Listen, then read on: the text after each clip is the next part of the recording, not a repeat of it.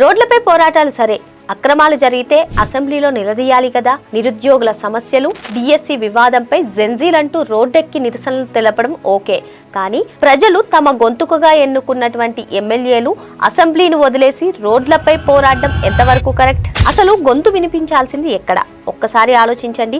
ఒక నిరుద్యోగి లేదా సామాన్య పౌరుడు తమ సమస్యను ప్రభుత్వం దృష్టికి తీసుకెళ్లడానికి రోడ్డెక్కి ధర్నా చేస్తాడు.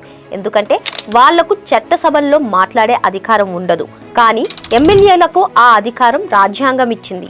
డిఎస్సి నోటిఫికేషన్లో లోపాలు ఉన్నాయని, విద్యార్థులకు అన్యాయం జరిగిందని భావిస్తే నేరుగా విద్యాశాఖ మంత్రినే క్వశ్చన్ చేయొచ్చు కదా. దానికి వేదిక అసెంబ్లీనే కదా. ప్రతిపక్ష హోదా ఇవ్వలేదనో, లేదు అంటే మైక్ ఇవ్వలేదనో అసెంబ్లీని స్కిప్ చేస్తే ఎలా? అసెంబ్లీలో అడిగే ప్రతి క్వశ్చన్ కు గవర్నమెంట్ అఫీషియల్ గా ఆన్సర్ చెప్పాలి. అది రికార్డుల్లో ఉంటుంది. డిఎస్సి అభ్యర్థుల తరపున ఆధారాలు సభ ముందు పెట్టి ప్రభుత్వాన్ని ఇరుకుని పెట్టడానికి అసెంబ్లీ కంటే పెద్ద వేదిక ఏముంటుంది? అక్కడ చర్చించకుండా ప్రెస్ మీట్లు పెట్టి రోడ్ల మీద ధర్నాలంటూ టైం వేస్ట్ చేస్తే ప్రాబ్లం కు సొల్యూషన్ దొరుకుతుందా? ప్రజలు ఓట్లు వేసి గెలిపించింది రోడ్లపై ర్యాలీలు చేయడానికి మాత్రమే కాదు, చట్టసభల్లో నిలబడి ప్రభుత్వాన్ని ప్రశ్నించడానికి, ప్రజల తరపున గొంతెత్తి మాట్లాడడానికి.